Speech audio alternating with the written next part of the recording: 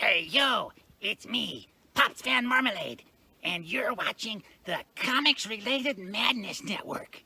Huh? So come get some. CromCon. CromCon. Hey, we want to shout out to our sponsors, Daytona Beach Comic Con. If you are a fan of comic books, if you're a fan of comic book conventions, and if you like meeting comic book creators and getting comics and comic-related stuff, then you need to make your plans to attend Daytona Beach Comic Con. This year's show is September 7th and 8th. Silverline will be there, so you should make your plans to be there too. We'll see you there. If you like comics and find yourself in the Orlando, Florida area, doesn't everyone come to Orlando at some point in time to see the House of Mouse? But when you're here, you need to make it a point to visit Coliseum of Comics, especially the one on East Colonial Drive.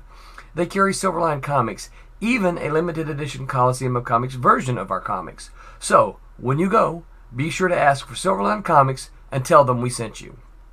OCD stands for Orlando Collector Deviants. OCD, Steve and Trish, they're a family of geeks who promote geek things, particularly those around the Orlando, Florida area.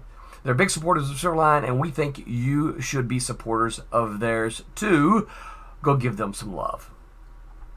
If you are an independent comic book maker and you need to get your independent comics made, you need to look no further than Kablam Digital Printing. They print our books, and they do a bang-up job. They're not only trusted by Silverline, but many, many independent comic book makers. Head on over to kablam.com and see for yourself just how easy it is to have your comic printed by them. And tell them Silverline sent you. Hi, this is Tim TK, host of That Silverline Show on Tuesday. Join us at 11 p.m. Eastern, 8 p.m. Pacific every Tuesday night as we discuss pop culture and the joys of making comics. Hi, I'm Barb Kilber, co-host of Silverline's Wednesday Wham. Join us each Wednesday night as we discuss comics, literature, movies, and anything else that may catch our attention. I'm Roland Mann, and I host Silverline's Silver Sunday. Join me every Sunday at 8 p.m. Eastern as we make mine Silverline.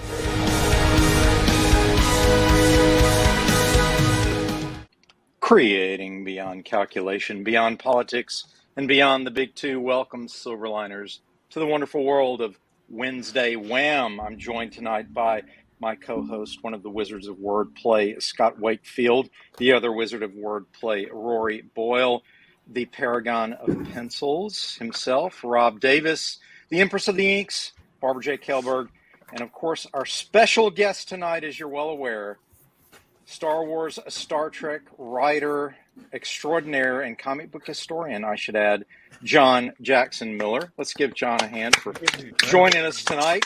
Thanks, JJ, for being here. We welcome you to the Motley Crew. It's been a long time. It's been a great, too long, and can't wait to get started. 72 hours since I saw Barb. But, yes. It's been a while. Yeah, that was a lucky break, wasn't it? They put us right next to each other at the convention, and we're in the middle of greetings. It's like, wait a minute, I have a podcast with you Wednesday. Yeah, I was wearing a T-shirt that said Silverline across. It goes Silverline. Sounds familiar. Are you? Somehow. Do you have a podcast? Yeah. So, JJ, talk to us a little bit about where you're from and how we know each other, and we'll get started. Well, where I'm from physically is Memphis. I grew up, my childhood home was a few blocks from Graceland, and in fact, where I saw the Star Wars movie was the same theater that Elvis used to close down at night to watch movies, and supposedly he saw it there. True story. It was on Elvis Presley Boulevard. It's no longer there anymore. The boulevard is, but the theater isn't. I from Memphis originally, got into the convention scene in Memphis, started going to, the local conventions there, Mid-South Con, 1985, I think was my first one. Subscribed to Comics Buyer's Guide around the same time. Got to know a lot about the business through Don and Maggie Thompson's writings. Edited my high school newspaper, edited my college campus newspaper at the University of Tennessee. And after a left turn into a I got a master's degree at LSU in Soviet studies. And Nice. Soviet, you didn't mention that. the only reason I didn't get a doctorate is because the Soviet Union collapsed on my dissertation. Nice. Darn it! Scared them off. I heard all the Elvis stories on Sunday. I did not hear the Soviet Union's stories. I apologize to the many people who've heard me tell that that joke before, but it's true. Как твой русский? So I ended up going back into journalism, edited back in Memphis a line of trade magazines for the lumber industry, which is exactly as exciting as you might think it would be. Sure. Yeah, stunning stuff. Then I found out that Krause Publications, which was doing Comics Buyer's Guide, had a magazine for the comics business called Comics Retailer for the trade side of things. And they were looking for an editor, and I flew up there in desperation for an interview, and we hit it off well. And I left Tennessee permanently in 1993, just in time for the snow to start in Wisconsin, and I have been here ever since. Worked with Don and Maggie, and Maggie really for most of that time after Don passed. Over the next decade or so, tracking what really was the collapse of the comics industry through the early, or at the mid part of the 1990s, through the second half of that decade. I joke that the comics industry peaked just a few months before I got there. So, Soviet Union or comics, I was going to study collapse in motion. But right around the time that the market started turning around again for single issue comics, that is around the time also that we sold the company. The employees owned Krause, so we sold the company to a big private equity firm, which works out about as well as you think it works out. But that gave me a few years there where I was able to moonlight writing comics while I still had a day job. And my first gig was at Marvel. That was writing a comic series called Crimson Dynamo, which made use of the whole Russian thing. And so I didn't waste anything there. Crimson Dynamo got me Iron Man. Iron Man got me Star Wars comics at Dark Horse.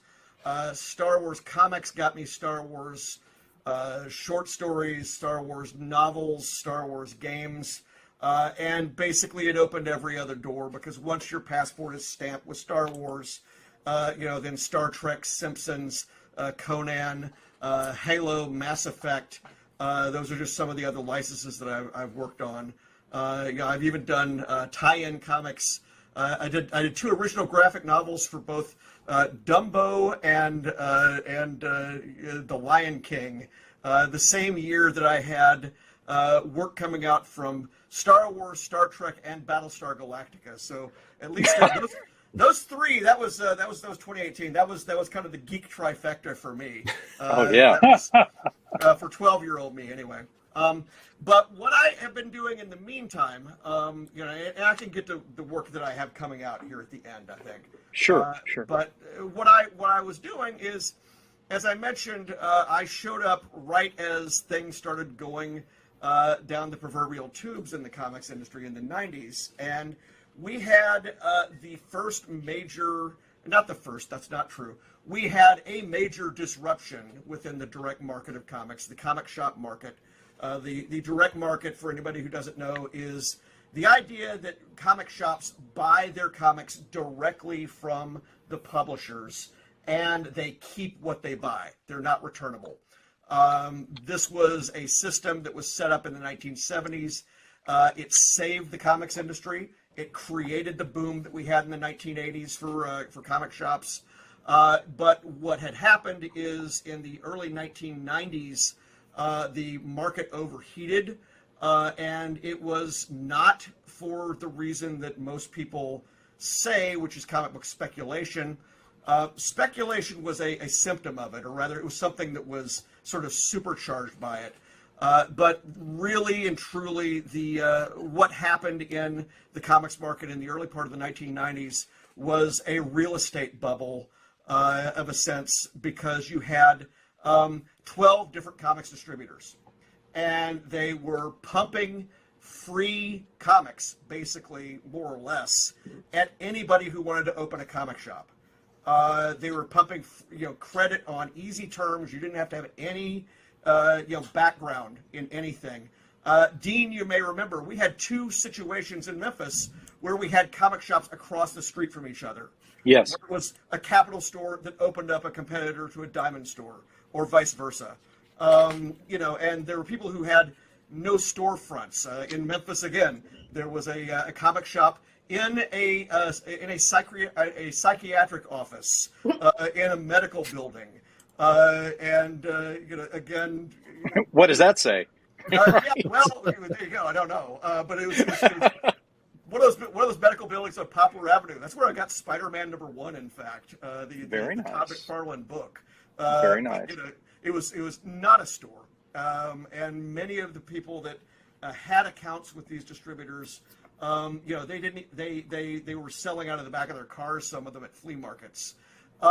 We had something like 11,000 accounts ordering comics, which was not anywhere close to the number of stores. And that number was nowhere close to the number of viable stores. And so what happens is this starts collapsing after Superman comes back to life in 1993. At the same time, Marvel is run by a guy, Marvel is owned by a big businessman who is trying to make it into a mini Disney. One of the things that Marvel did is they bought their own distributor. That caused what we call the distributor wars. And this was a disruption where Marvel took all of their distribution back, just did it through one distributor called Heroes World, which was a minor player previously. It was a regional distributor. It was by no means set up to run distribution for everybody. And what happens is basically everybody but Diamond goes out of business. And so by the time Marvel comes crawling back in 1997 to the rest of the distribution market, everybody else is gone. And we're left with one distributor. But what came from that with regard to me is that, so there's this period in 95, 96 where nobody knows what's selling. Diamond is doing its sales charts, but there's no Marvel. Marvel isn't doing any sales charts at all. I brokered a deal where I had data coming from Heroes World, and I was able to put it together with data that I had coming from Diamond, and I started in 1996 these joint sales charts that were running in Comics Retailer magazine. And then when Marvel went away, they just continued.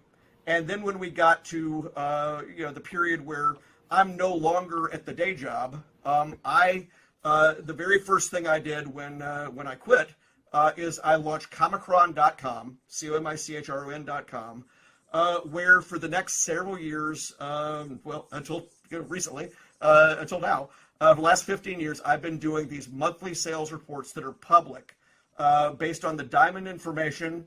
And then there's other information that's on the site because, and we can get into this much later, but there are several other streams of data about what comics sell and what they have been selling. I've got information going all the way back to the 1930s. Only a fraction of it is on Comicron. There's just a whole lot of it. And I've been slowly getting to where I'm about to get a lot of that, lost data, or not lost data, but data that we thought was lost on the internet. So I've been doing that, and the other thing that I've been doing, and I'm sure this is going to come up here, is these annual reports we're talking about, the sales for the business. What happened is that 10 years ago, Milton Greep, who is the founder of co-founder of Capital City Distribution, he approached me about, you're doing your sales report for the end of the year. I'm doing my sales report on digital comic sales and sales in the book channel. Let's join forces for an annual report. And so we started doing that. Our first one was in 2013. And so pretty much every July, we've had this big report where it's, we bring in all the various different kinds of information that we have, and then we try to say something about it. And, yeah, in particular this past year, what I always do is I look for comparatives in the past or in the very distant past of comics to see how things square up. And in particular, this year was a year that has no historic peer in terms of numbers. In terms of the number of dollars that people paid for comics content in North America, adjusted for inflation. We have never had a year where this much money. In 2021, people spent in North America let's see, I think I have this exactly right, $2.075 billion. So almost $2.1 billion on comics content. Now, what that includes is you have the traditional comic books and the comics with staples in them. Sure. I refuse to use the word floppies because basically I think it's derogatory. Right. This is the thing that brought us here. Let's show a little respect for the saddle stitch single issues. A little respect for the date that brought us. I have that part of the market at $435 million. It's about 94 million comic books, and the rest of it is made up. 1.47 billion comes from graphic novels. Both sold in comic shops and then also Amazon and mass market booksellers, which we call the book channel. Amazon's part of the book channel, but basically the returnable book market that encompasses your independent bookstores and also Barnes and Noble and places like that, and Walmart. Do you think the pandemic had anything to do with that? Oh, the pandemic caused graphic novels to explode. And there were a couple of reasons for that. Just to finish the thought, the last component that's in this is digital comics, and digital is about 170 million. So, we're talking about less than 10% of the overall pie. And that is only digital to own. That's not digital as in there's stuff we have no access to, and that's like sales through subscription services like Marvel Unlimited. We don't know what those sales are. But otherwise, what happens when we get to the pandemic? The comics market, I think as I had mentioned, when we hit the 2000s, after everything had shaken out, and basically we're down to the number of comic shops that are really the serious businesses. Basically the best comic shop in town usually stayed alive, throughout that period. Marvel recovers from its bankruptcy period, which lasted some considerable time after the bankruptcy ended. Marvel was just not putting any comics out, and I think even Paul Levitz at DC had said the industry needs a healthy Marvel. Marvel is going to lead any recovery. And what happens is with Quesada in and Brian Bendis in and everything in the early 2000s and the Ultimates line, the market starts percolating again. You get hits like Civil War, and we have a very good decade in the 2000s. What happens at the end of the decade is the recession hits more or less at the same time that everybody raised their prices from $2.99 to $3.99. And that was a bad timing for that event.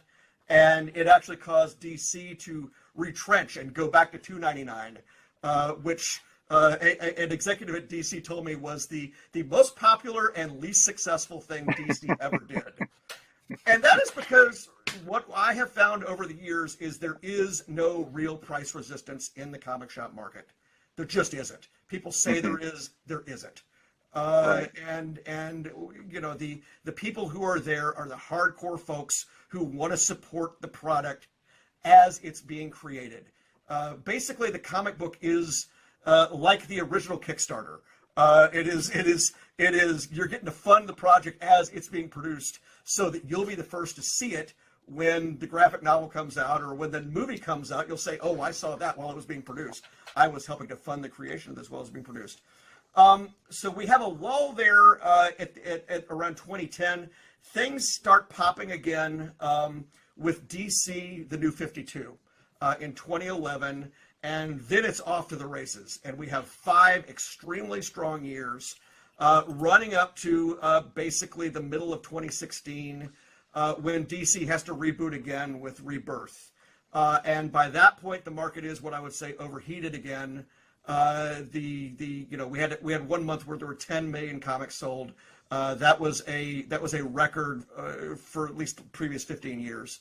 And what happens is, you know, we get 2017, which among the many crashes and booms that we've had, it doesn't even qualify as a crash. But it was just a lousy kind of a winter and summer that we had in 2017. You know, I would say, you know, the market dropped by about 10% in size. That's the comic shop market, which is not the number of stores that went out. The number of stores that went out is vastly overreported. And it's simply because there's no real place that keeps track of that information. And you know, when people would report that the number of stores that went out, they would include a lot of things that were a lot of places that didn't actually have diamond accounts. They would include a lot of places that didn't sell comics as their whole thing, or you know, that we would not consider to be a comic shop. But you know, also the other thing is, you would see articles where people would tell you how many comic shops went out of business. Nobody would say how many comic shops opened. And the thing is, we could see how many shops opened by looking at the diamond information, by looking at the numbers coming in, because the number one arbiter of the number of comics sold is the number of shops there are. So, you know, very clearly, you know, you don't have this massive wipeout if there isn't also a massive wipeout in the number of comics purchased. There wasn't. And so we have a recovery that begins at the end of 2018, or at the beginning of 2018. Things are improving modestly through 2019. The beginning of 2020 was actually pretty good. It was a strong opening quarter to the year. And then the pandemic. And what happens is that Transcontinental, which is Diamond's printer, not Diamond's printer, but DC's printer, announced they're in Canada. They announce they can't continue, and so they suspend sales or suspend shipping new product. Diamond is both in a position where they've got their own people to worry about. Can they come to work? And also they have the problem of they've got all these retailers that are, many of them are in places where they don't actually have the ability to open. You had stores in California that were already closed, and they didn't want a situation where, you know, they were retailers, because again, the retailers buy these comics outright. They end up getting, you know, they would end up piling up. The boxes would end up piling up outside. They'd still owe the money. And so what they did is, you know, for a while they had the option of just, you know, putting people's accounts on hold. But what ended up happening is they shut down, or announced a shutdown, third week of March, I believe. When third week of March they announced it. But basically, no new comics came out in April of 2020. And then, of all people, DC, which it was their printer that couldn't, you know, put out the new material. DC, of course, is owned by AT&T at this point.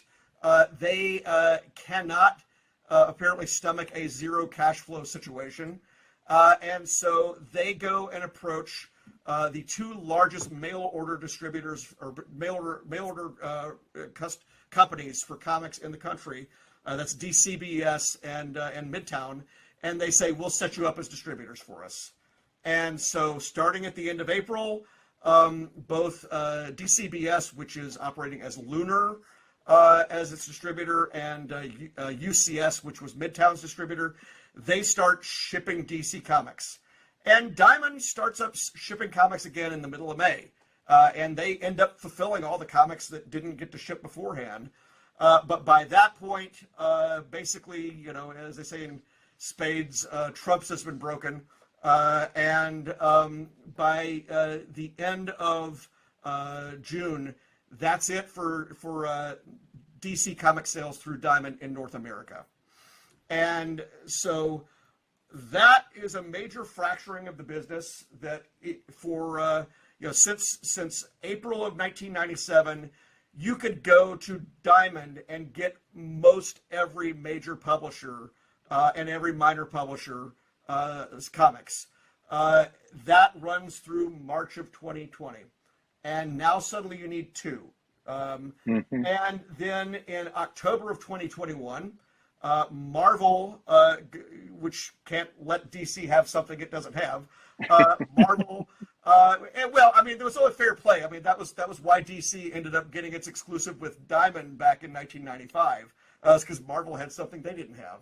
And so what happens is in October of 2021, Marvel shifts its distribution effort to Penguin Random House, but Diamond is still included as a wholesaler. A comic shop does not have to abandon Diamond if they want their Marvel comics. It's just really, really, really financially sensible for them to look at doing so because the discount is better and Random House doesn't charge shipping. So anyway, all these things have conspired in the case of Comicron to take that data set that I started in 1996 for the direct market, and it's basically capped in March of 2020, where that's the point at which my having data on everything stops. But I get it in dribs and drabs, and Diamond restarts doing it in the summer of 2021. I get enough information to be able to do my report for 2021, for example. But now we have a position where the last Diamond sales chart came out in April 2022. And if you look at that chart, it looks nothing like the charts looked like 2 years earlier, or two and a half years earlier, because Marvel is only, Diamond is only about 30% or something like that, 35% of Diamond's business. Diamond's only 35% of Marvel's business. Marvel's business, yeah. So what's happening is you get a chart that is led by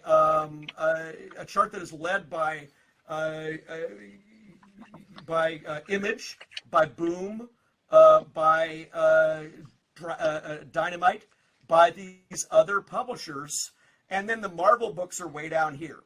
And for a while, what I was doing, just the same way that I was, the way that I had actually handled DC being gone is I took a basket of known retailer orders that I had access to, and then I took that, compared it to the real numbers at Diamond, and I was able to sort of say, okay, this DC book goes here, this DC book goes here, this DC book goes here. And it was a lot of work, but I did that for about a year. Yeah, a lot of analytics. I did that about a year. But then what happens is when Marvel is no longer being fully reported at Diamond, well, I can do a thing for a while where I can say, okay, I can take these Marvel numbers and multiply them by 3 and get the overall figure. But that's only good as long as that ratio is good. And I don't think that ratio is static at all. And so, of course not. No. Well, so what you're telling us in essence is the old-fashioned funneled information for all the statistics through the analytics down to a pie chart, where we could look at that old-fashioned pie chart and say, oh, Marvel's outselling DC, and then DC's outselling Image, and then Image has got the small slice, and then the independents fall under that. Those days are gone as far as, I mean, I'm sure there's a way you could still do that. Yeah, I mean, I can say that 2021 was the first year since 1974 where you can't look at the numbers somewhere and say Marvel is beating DC. Yeah. That was 74 is around when Marvel passed DC. And so 2021 is the first year where we can't say that for sure. And a lot of people would say that's a feature and not a bug. Yeah. I have talked to everybody involved in this, and basically, we're 2 years in on Lunar. Lunar has yet to release a single, even an anodyne little chart of here's our best-selling DC comics for the month. They haven't done any of that. Okay. And I do not expect they're going to do anything without DC's direction. The bad thing about this is who was using these numbers. These numbers were used, certainly, and most recently they've been used to fuel a million YouTube podcasts for people to argue about the sales or to fuel a million fights about things. But why were these numbers available to begin with? Milton Greep made them available because he wanted comic shops to be able to say, hey, look, I'm selling 100 copies of Amazing Spider-Man. For every 100 copies of Amazing Spider-Man, I'm selling 5 copies of this title by Jeff Smith called Bone, or a Silverline title, or some other title. And if your store is not selling 5% of Amazing Spider-Man numbers on something like that, or if they're not ordering that many, because these are all orders. These are not sales to consumers. These are orders. What happens is the retailer would look at that and he'd say, okay, I'm probably missing a bet here. I need to up my orders. The other major function of it is the new store, the brand new store. The very first thing they would send the new store that was opening and wanted to know, well, how many of what should I order? There's 300 titles a month coming out. What should I order and in what numbers? Well, you could take the diamond sales chart for the month with the order index numbers there and just figure out, what your budget is, and you're there. And you have more or less they say all sales are local. Well, this has a way of nationalizing the sales within your store. You're matching what your what's on your wall to what's on everybody's wall, and so in their racks. And so not having this information out there is bad for retailers, and this speaks to why I've had this in material public for years. Comicron has 2 readership groups: the people who want to know what's selling now, and the people who want to know what has existed in the past, what's out there. Circulation is different from sales to consumers. People are always complaining, well, these numbers aren't actual sales to consumers, they're sales to retailers. Well, sales to retailers in comics is sold. That's it. The books are not coming back. Those books are in circulation. All I care about is the number of copies in circulation, because what that means is when somebody comes up to me and asks, well, how many copies of Walking Dead 1 were there? Well, I've got a real number. And the person who wants to know how many copies of Walking Dead 1 are in circulation, that person does not care whether when that book came out, all the issues sat on the shelf unsold or in the back room. They don't care whether they sold or not. Amazing Fantasy 15, there is no data, really to specifically say, these copies, went here, these copies went there. There is, which I can get into later, but in a sense. But what matters after this year, is to this older stuff is what was in circulation. How many copies were out there to begin with? Because, again, to go back to the early 90s, speculation was rampant.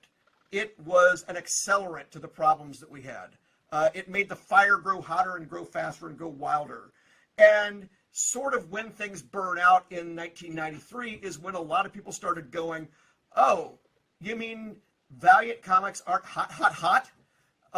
You mean all these comics that have been marketed to me as rare collectibles really aren't. And this is a difference between the market then and now. Back then, they did not have the physical ability to do a variant cover run that was really tiny or different sized. It was usually like half the run, or three or a third of the run, or something like that. So that's how we get books like X-Men Volume 1 or X-Men Volume 2 Number 1, which is the best-selling comic book in American publishing history. 8.127 million copies sold. It is by the number of copies in circulation alone, it is the least valuable comic book of all time because it is not rare. I found that I had 25 copies. I only ever bought 3.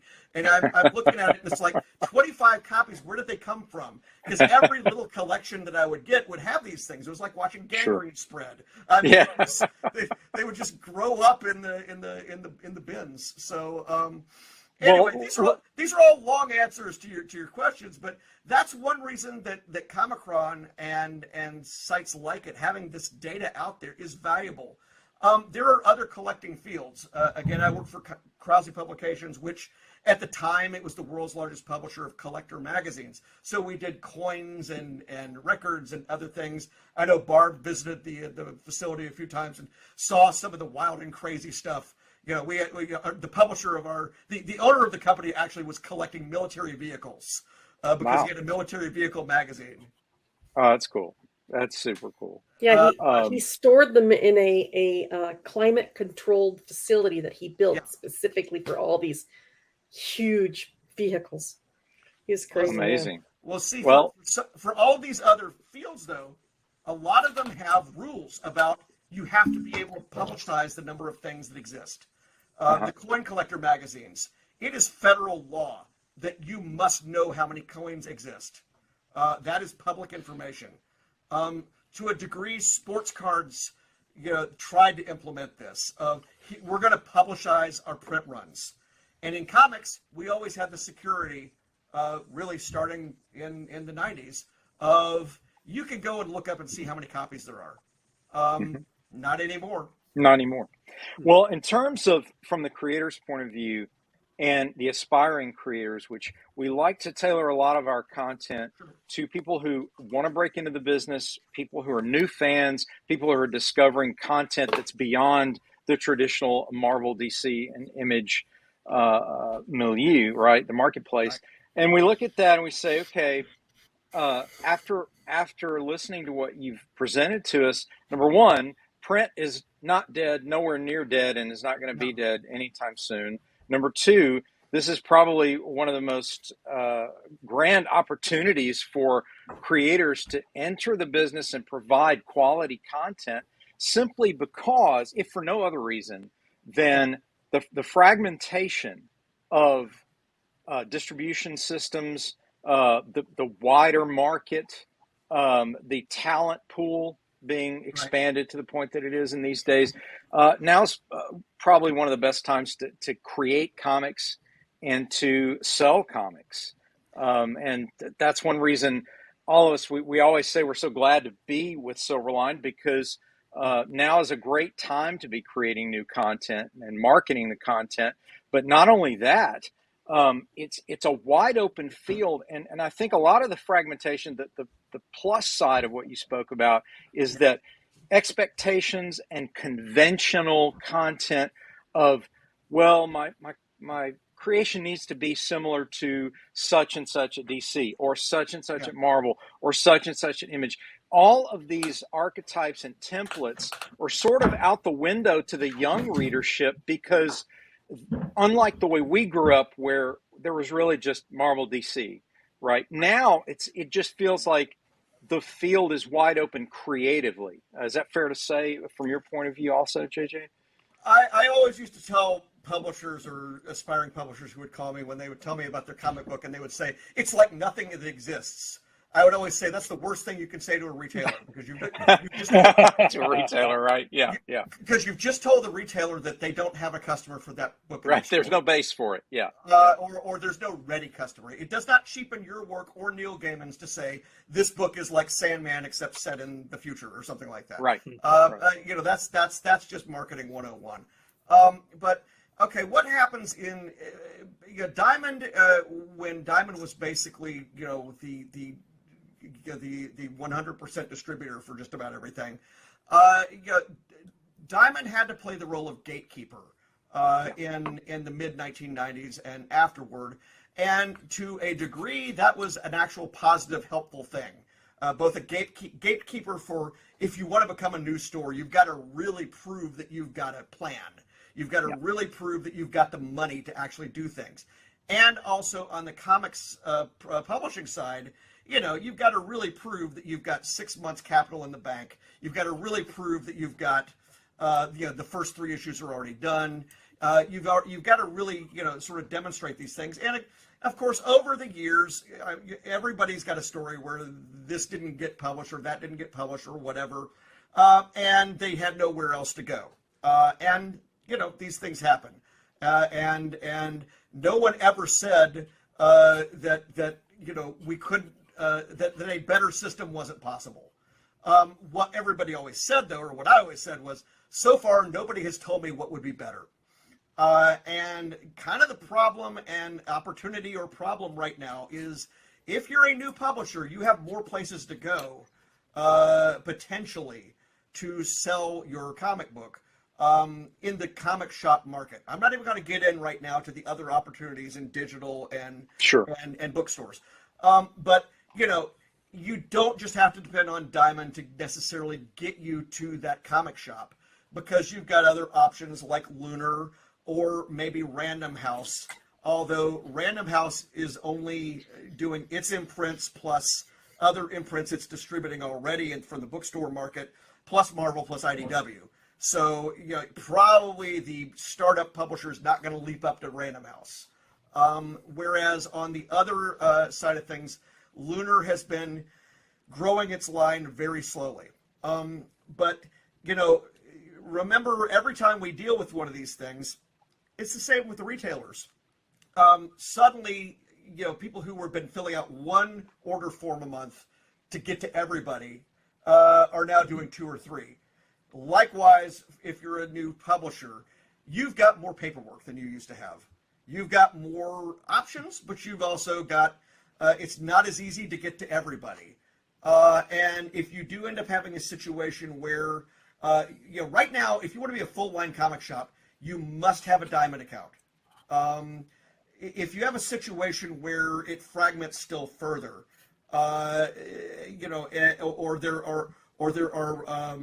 there are multiple distributors carrying Image, there are multiple distributors carrying DC, and we get back to something closer to the mid 1980s, where there again, like I said, the lots of distributors thing.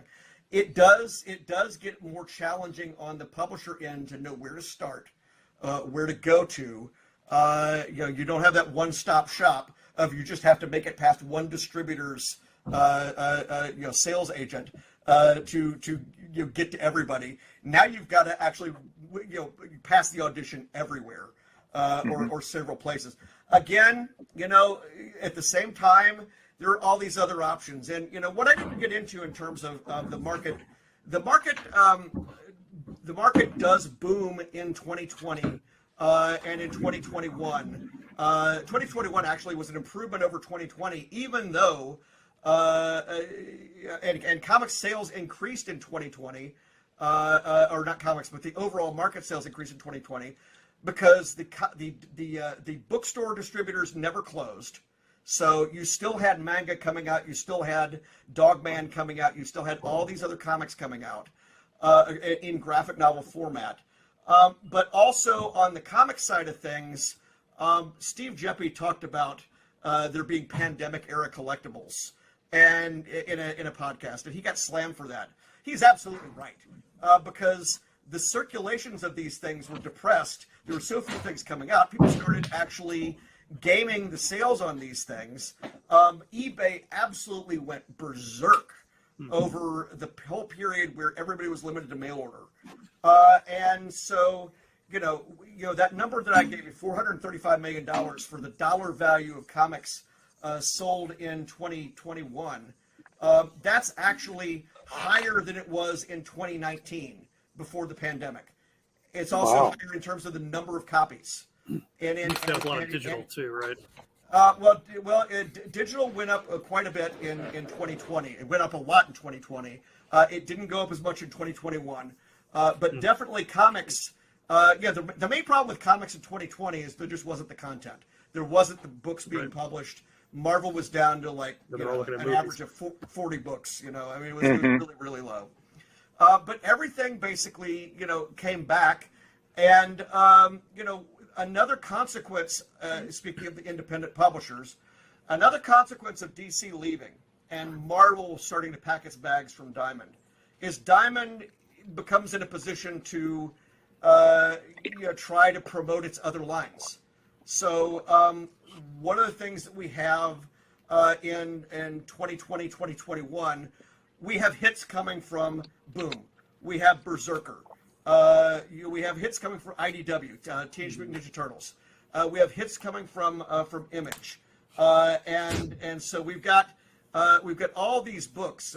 Something's Killing the Children. All these various books that are coming out, and there was a new really hot book every week. It almost seemed like, and they were not all coming from Marvel and DC. Now, as I say, in terms of tracking, we're down to just being able to, right now, literally today, the last thing I posted on Comicron was the reorder charts from Diamond from last week, which say, and the advanced reorder charts, which say, for example, that the number one reordered comic book last week from Diamond was the series that Charles Soule has done called 8 Billion Genies. And so that is an Image title. It is a hot title. It's actually the third printings of issues 1, 2, and 3 that are the 1, 2, and 3 place books for last week in terms of dollars. And again, would these books necessarily be number one at Diamond if Diamond was doing 100% of Marvel sales? Probably not. If DC was in there pitching, probably not. But it is the case that in 2021 the pie got bigger, and it's just more people have different parts of it. And we're now in a position where Diamond probably handles about 40% of the comics in the comics industry, the comic books. The books like this. And Marvel is still number one overall, even with manga absolutely exploding over the last 2 years. And there are a bunch of reasons for why that probably is the case as well. But Marvel is still number one in terms of publishers. DC probably still second. But then you have Scholastic, which is gargantuan, and Viz, and these other publishers. And it's not as easy to say as it once was. Hey, look, it's Marvel, then DC, then Image, then Dark Horse, then can't really do that anymore.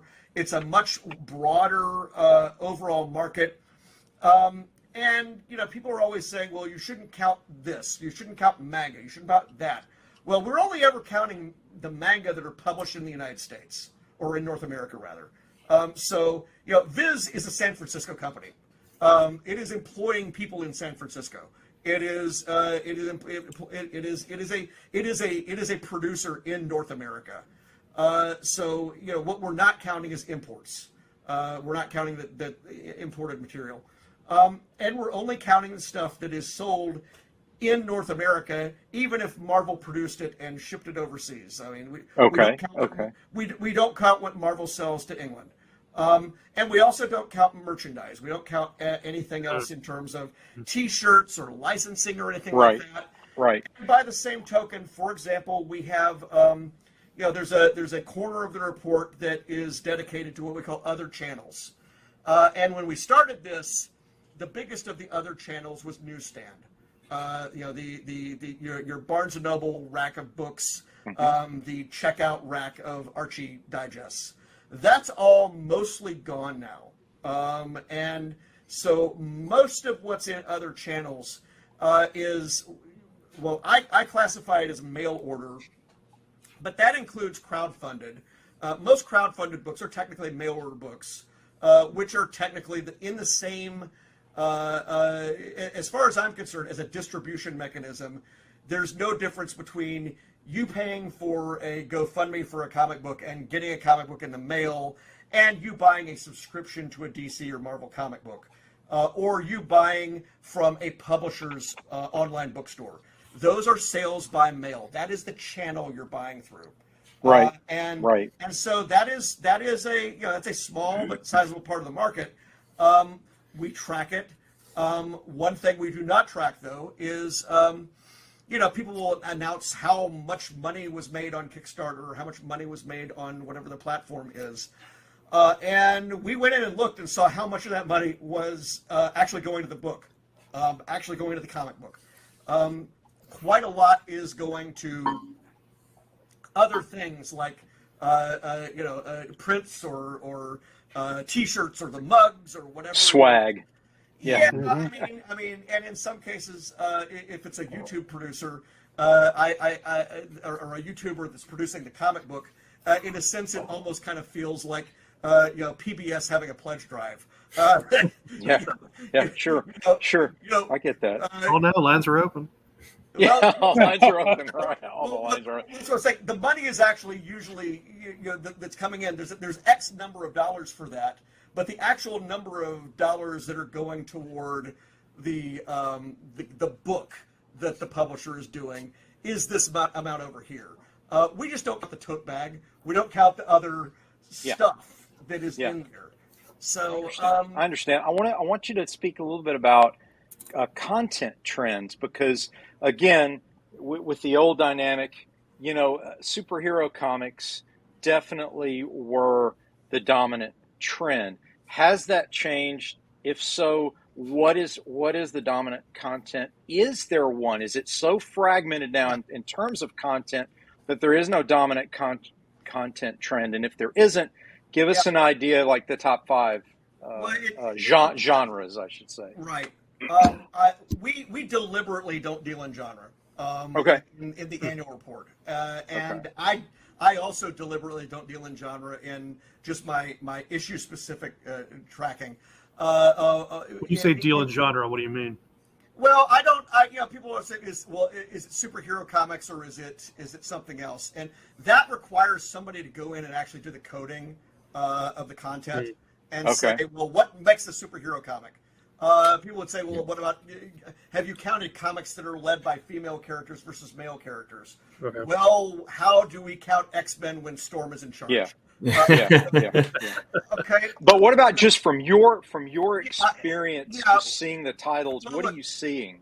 In the comic book format, in the 32-page format, superheroes are still the leading category.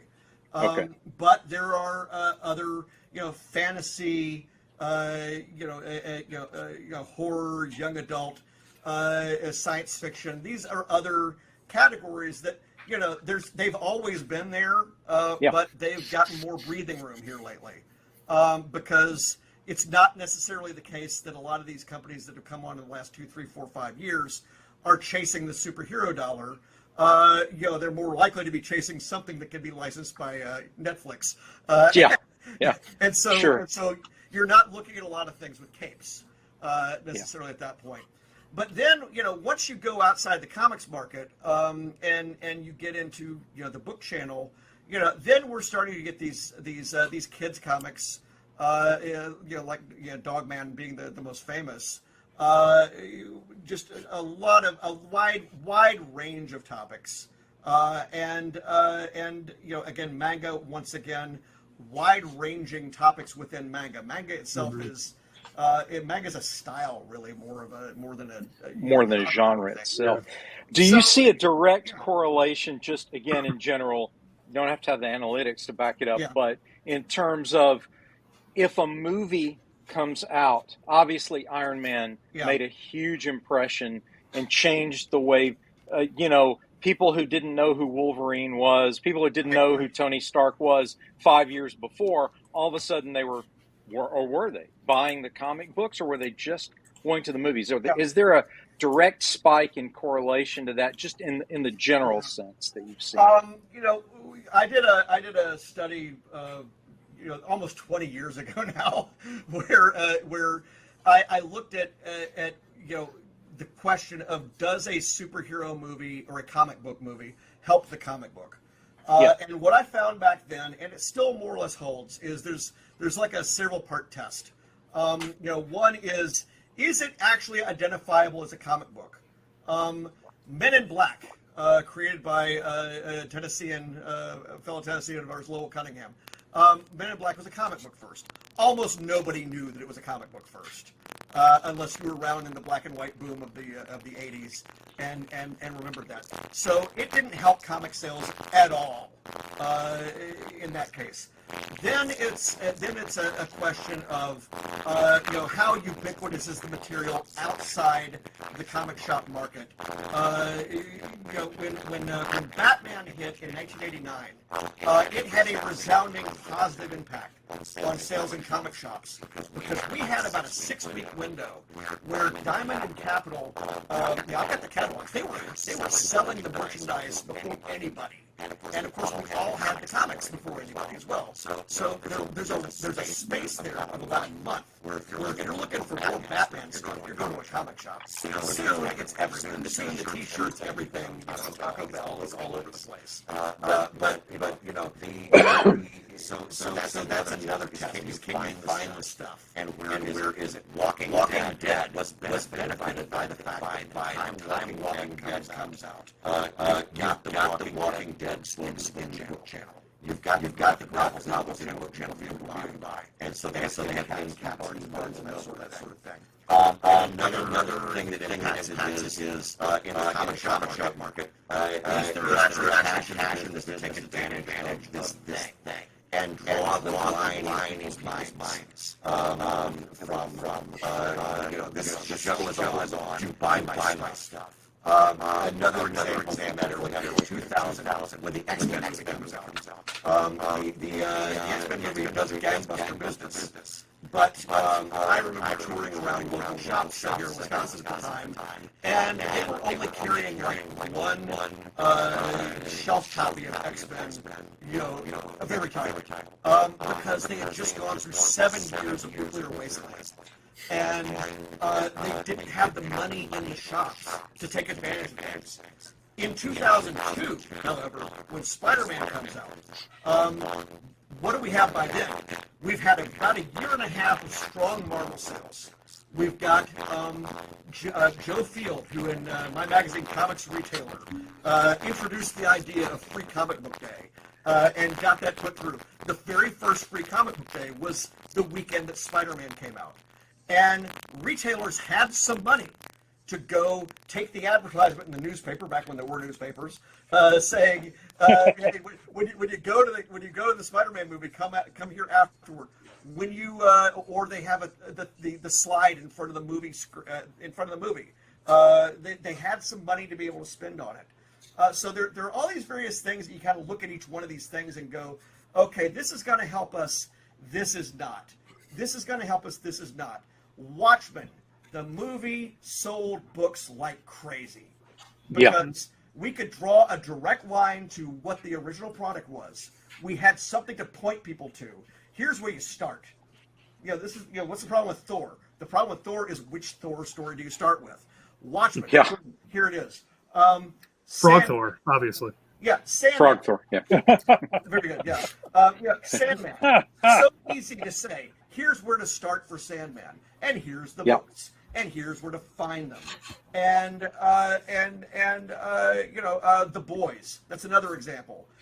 There are these series that there's a specific source material, item that you can go to, and we actually, are able to get some comic sales out of that.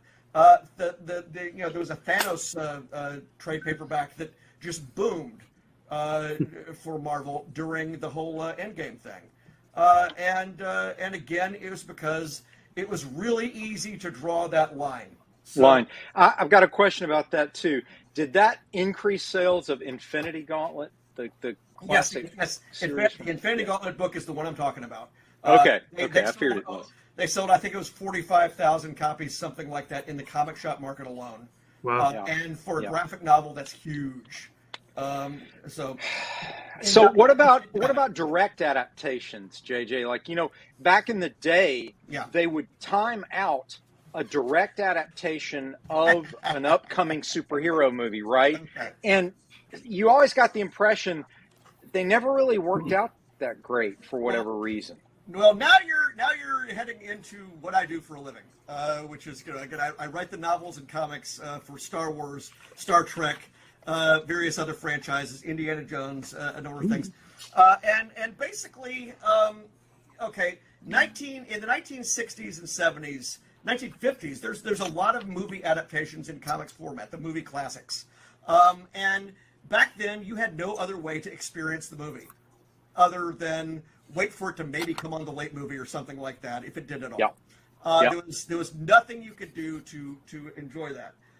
You get to the 1970s, and there are some titles which have spun off of franchises like Planet of the Apes that are trying to get those people involved. Star Wars, when Star Wars is released in comic book format, that's the first grown-up comic book I ever got. Got it in bags at Walgreens. I remember that. Yeah, or actually Woolworths probably.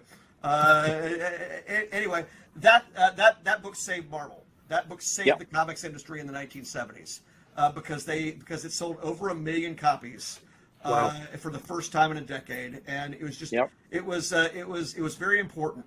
And again, the problem with the adaptation is that comic book adaptation that came out. The Marvel Star Wars series launched in March of 1977, 10 weeks before the movie came out. The book for Star Wars, the hardcover, that came out in December of 1976. So that was George Lucas wanting to promote the notion that Star Wars was a real science fiction property. 1980, Empire Strikes Back comes out. I'm spoiling that movie for myself by reading the paperback that I get at 7-Eleven. It came out 4 weeks early. By Return of the Jedi, though, they've realized that spoiling the movie is a dollar and cents thing. And so, for example, when Marvel accidentally releases Marvel Super Special number 27 into the direct market, not realizing that, the direct market shops get their copies before supermarkets do. The news of Luke and Leia being related, a fact that was so secret that my editor on my Star Trek titles, who was Archie Goodwin's assistant, was not allowed to see those pages. 3 pages that were just not available for anybody to see. Margaret Clark was not able to see those. Well, suddenly every comic shop has this. Mark Hamill, who collects comics, finds the graphic novel, or finds the adaptation in his comic shop, calls Lucasfilm. Lucasfilm calls Marvel. Carol Kalish calls Peter David, who's working in Marvel's sales department at that time, dispatches him into the streets of New York City to buy up all the copies he can. But it's too late. Now, they were still doing adaptations of comics up into the first decade of the 2000s. I mentioned Indiana Jones. I wrote the adaptation for Indiana Jones and the Kingdom of the Crystal Skull, the comic book adaptation. Well, first of all, they are very, very hard to do in the digital age because when I started, there were no visuals at all. And by the time, if you look at that graphic novel, it was both comics and a graphic novel. If you look at that graphic novel, the closer you get to the end of the book, the more like the movie it looks, because we actually had the visuals to look at. But then, it gets dangerous to have the visuals. I mean, even then, was reading the script in a locked room and taking notes. Well, now it's these things are so much more complicated, and really, I think the thing that ruined it for everybody is there was a Wolverine movie. I think Wolverine Origins or something like that. Yes. Somebody leaked their movie review. They saw the movie beforehand. They leaked a devastating review and killed the movie. And I think that was just it. So from then on, the adaptations of Star Wars have come out after the movie, and sometimes significantly after the movie, and to the point that they don't matter. And the point they don't matter. And that's what I meant when I said, people are like, what? Now, now we're getting this adaptation. But again, the way to do it before, because in part, you didn't know what things were going to look like. Right. And you end up having to add extras. You have to add additional material or something like that. But it used to be this kind of a plum assignment. And, of course, they never really were. They were actually really, really hard. Hard to work on. Yeah, I can imagine. But now the fun part seems to be this notion of the expanded universe, which has really launched a lot of what you do in terms of both in Star Trek and Star Wars primarily. I mean, talk about you're one of the most prolific creators in the what they call the expanded universe. My question for you is, do they tell you ahead of time this is going to be canon? This is not going to be canon.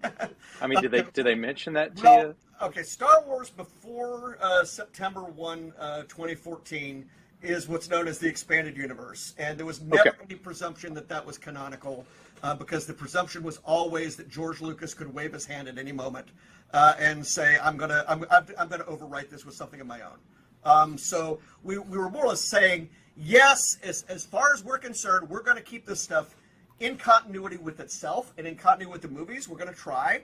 And then we do the same thing with Star Trek as well. We're not going to be, we're the tail and not the dog. We're not going to overwrite what's happening in the movies. We're going to mesh with ourselves and with it. But before September 1, 2014, there was no expectation that it would permanently count. Starting with the novel that I wrote called A New Dawn. That's the sequel to my Kenobi novel back there. Sequel, but it's the novel I wrote after it. I was 2/3 of the way through that novel, and they said, we need you to fly out to Lucasfilm and don't tell anybody about it. And I got out there, and the limo is there, and Timothy Zahn is in it, and we both go over to the Lucasfilm campus, where I immediately get him lost because I don't know which of the buildings it is that has the Yoda statue in front of it. Because I don't remember. But yeah, I mean, they have us make a video talking about how everything starting from here is part of the Lucasfilm Story Group material, where there's there's more or less a round table of people that work at Lucasfilm that have input and knowledge of what's coming out in all of these other things, And so the idea is that starting with that work, the New Dawn novel, nothing should, if anything gets overwritten by anything, it'll be because there's been a colossal problem. We're trying to future-proof stuff as much as possible. Now, in Star Trek, there has never been the presumption that what happens in the novels or the comics counts. Right. However, it's always mattered. Roddenberry cared majorly that these things reflect Star Trek well, to the point where the very, very first Star Trek novel is actually one of those little golden book novels called Mission to Horatius, and he got involved with that because he didn't like the way that it depicted some of the characters. What we have done since the streaming era began is I've written 4 novels now that are in conjunction with Kirsten Beyer. Kirsten is one of the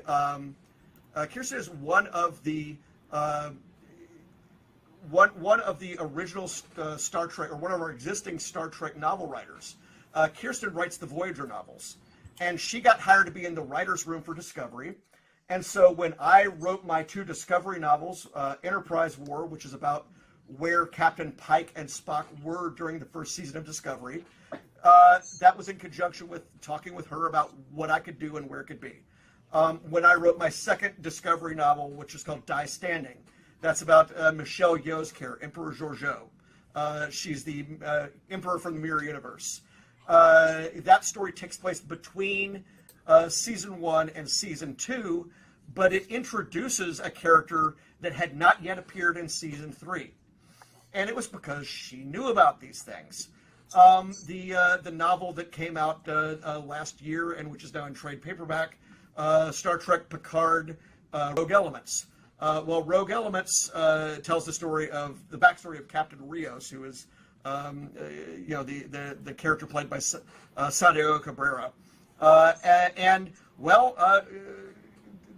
In that case, Kirsten was the co-creator of the Picard show.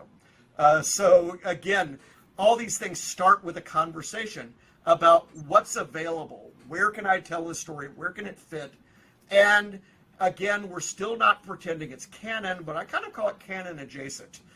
Because we're a lot tighter with this than before. And so my brand new novel, which is coming out in February 21st, called Star Trek Strange New Worlds, The High Country.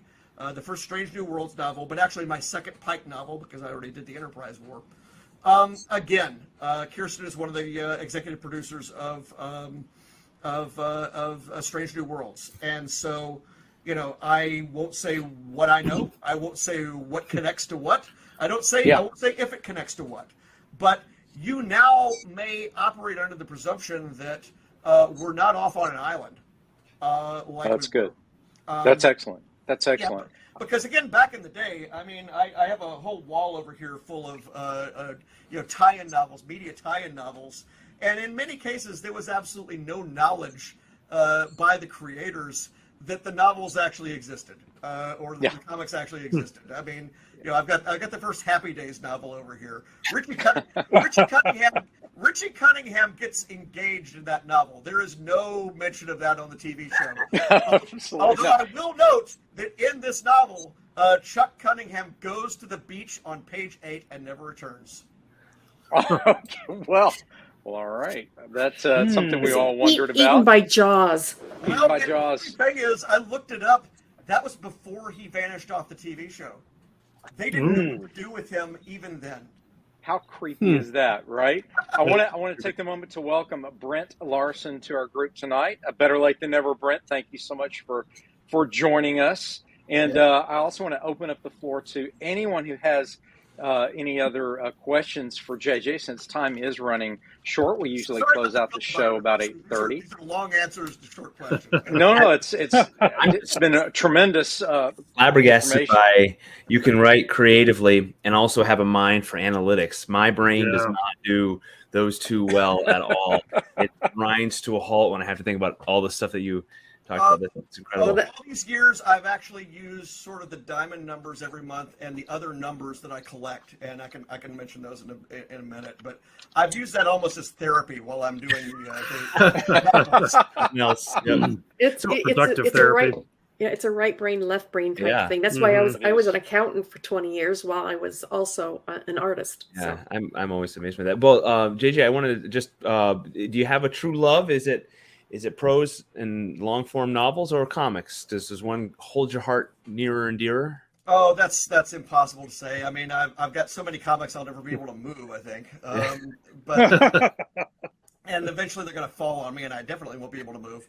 But the thing about writing novels is one of the things that I regret in my comics career is I never really was physically in a location where I could collaborate with anybody. And so I wasn't in New York, I wasn't in Los Angeles or any place like that. So I never developed. Wisconsin. Yeah. I know.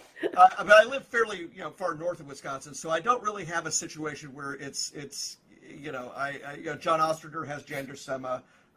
People that they've worked with on many projects. I just never really developed that. So that's one reason I haven't done my own IP in comics or in novels, because again I've been so busy doing other people's stuff. thing with novels is I'm able to go a bit deeper on some of these deep thought things that are in these things. That Rogue Elements novel for the Picard series, I just wallow in. I told them I wanted to write a really fun novel during the pandemic, and I got into what collectors were like in the 24th century, and I had so much fun with that. That would be fun. I brought back the Iosians. Those were the people that the people in the original series from the episode "A Piece of the Action," which incidentally aired for the first time the night that I was born. Wow. And so I got to bring these are the guys that dress up like mobsters from The Untouchables, because they're literally using the sets and the costumes from The Untouchables, which were on the Desilu set.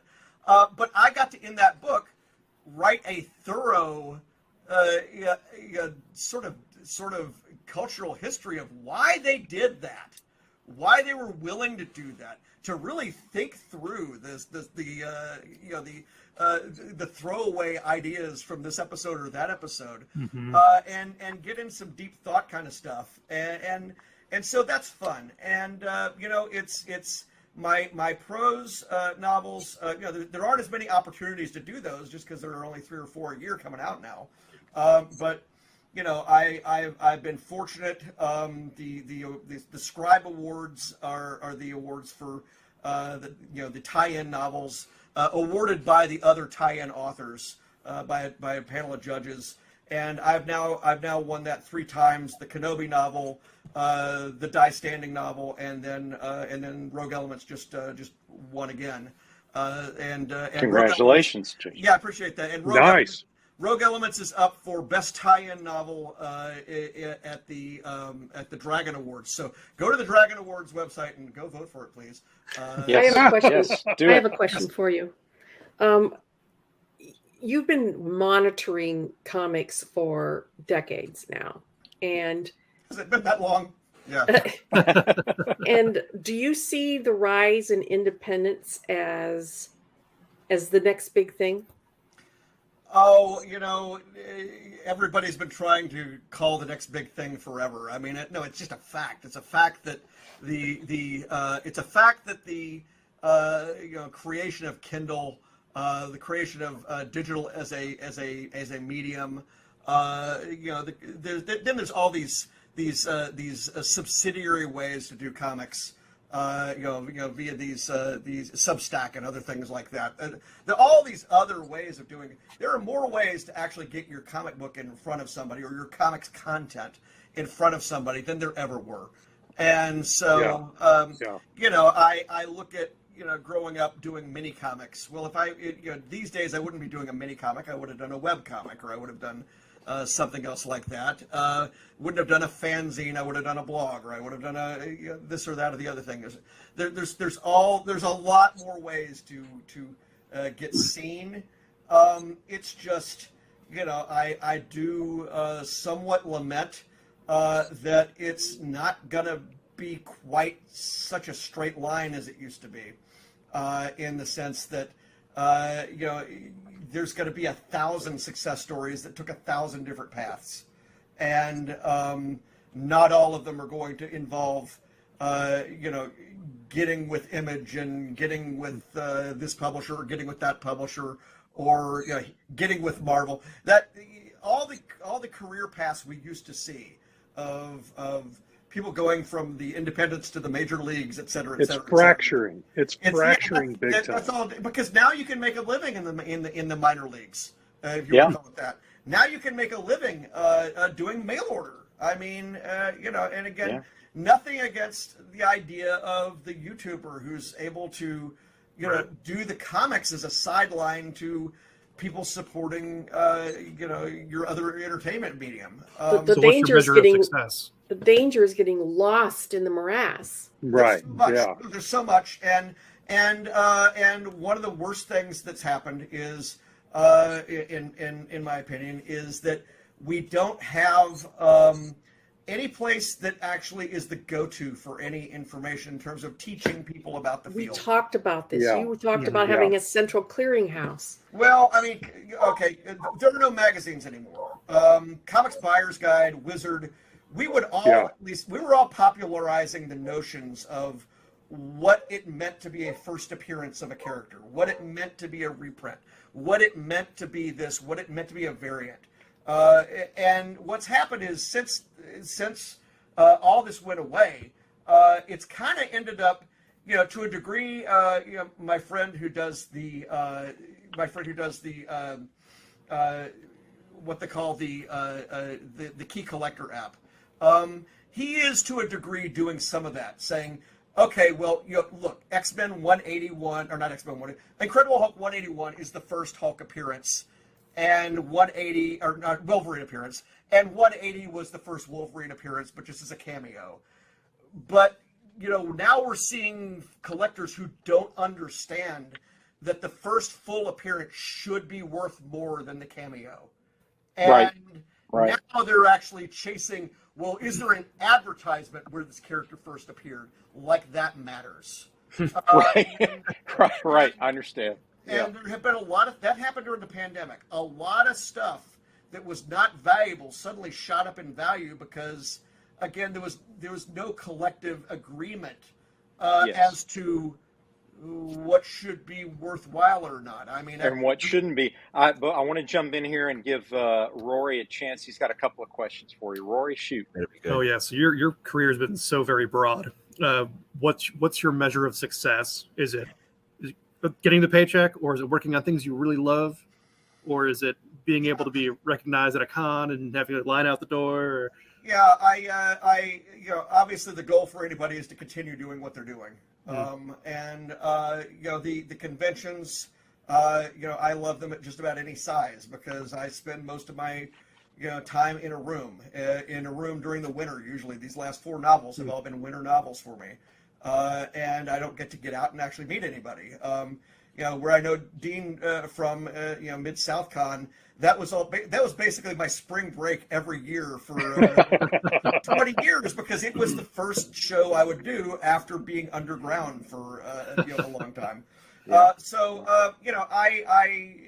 like being able to talk about what I've done. I like doing podcasts. On my website, farawaypress.com, I've got behind-the-scenes notes on just about everything I've done up till about 2018 or 2019 when I ran out of time because I was too busy writing the new stuff to write about the old stuff.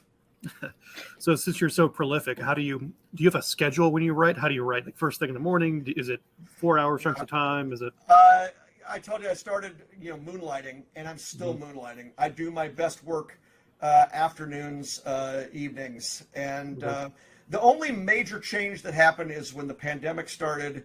I bought another computer and moved it to another room. I'm looking out on, able to look outside, and also I'm in front of the big TV where I usually will put up a live stream for one of these. There's a lot of tourist towns that have live streams of their downtown, and so. Wow! Yeah, background noise. Yeah. So not really the noise; it's just the visual. So you're traveling without traveling. Yeah. So I what was it? Die Standing. I pretty much wrote in my mind. I wrote it in Jackson, Wyoming. Jackson Hole. Rogue Elements was written in one of these small towns in British Columbia, and the High Country was written entirely with the various live cams from Leavenworth, Washington, which is sort of a little German town, German themed town. I hope to actually physically get to these places someday. I'm a big fan of the Fireplace channel myself, with the instrumental Christmas music and like the Santa Claus arm throwing another log on the fire every now and again. Oh yeah, the cats and the dogs walking up. And if there's something actually going on the screen, I can't actually do it. Yeah. Same. What about one quick last question for you, JJ? What about soundtracks? Do you ever just zone out to soundtracks as you write? Not at all. In fact, for my evenings, the evening work when I'm not, in front of the that big screen. In the office, there's a few different channels that have white noise and space. Nice. Spaceships, sleeping quarters, or whatever, and that's pretty much good for me to handle the noise in the house, and then you look up and you see space. Okay, there you go. It's been a comprehensive and definitely informative night. But before we say our good nights, I wanted to get you to just offer your advice to the young aspiring creator who wants to do what you do eventually. They want to work on franchises they love. What would you tell this young person who's out there? I'd really like to write a Star Trek novel. I'd really like to write a Star Wars. What would you tell this young person? Well, you got to write your own stuff, because they will never ever publish your fan fiction. They can't even legally look at it. You've got to do your own thing. You get invited to do something. They tell you what they want you to write. Usually, there'll be some leeway, or in the case of my recent novels, it's 99% mine. But you've got to. These things are invitation only, and they find you because you've done something else first, and you want to own your own thing. You want to be able to do some other things. Just to touch real quick, I had mentioned at the beginning that the diamond thing, the new numbers are not all that I do on Comic Run. I do the old numbers. I've got sales figures going all the way back to the 1930s. Some come from the Audit Bureau, which is what kept track of advertising or numbers for the advertisers. And then I also have the world's largest collection of what they call the comic book circulation statements from the Postal Service. Those are the little things in the back of the comics that said how many comics they sold. They used to have to do that for the Postal Service because it was a law. Yeah. Mad Magazine is the only publication that still does it. And I've been collecting those for 25 years. And if I'm right, here's the unboxing. Here we go. I have 4,000 of these, and there's only one left. And we go. It just came in today from my friends at mycomicshop.com, and I'm not going to be in mint condition. That box looks familiar. Yeah. This should be fun. It's an issue of Little Dot from 1962. Nice. And I believe from my research that the numbers exist and it's in here. And if I'm wrong, then it's an addition to knowledge as well, because I was already done, because this is the last one to find. And I know where I think it should be. Boom, there it is. 216,309. Wow. That's a lot of copies. It's very that impressive. issue is shredded, and this is an issue which has never been bootlegged on the internet. This is also an issue which, because I've looked for 20 years, and this is an issue which has never been in stock anywhere that I've been able to find. And but you had it on your want list at mycomics.com, and there it is. And it's in fair, and I had a lot of trade credit. Well, I guarantee you this show is sure to be bootlegged on the internet all over the place, because we've had a tremendous time, and we don't care. We appreciate hang around after we hang around after the closer, and we like to close out our live show by saying things like, "Make mine, Silverline. Silverline." Hi, my name is Sergio Cariello, and make mine Silverline.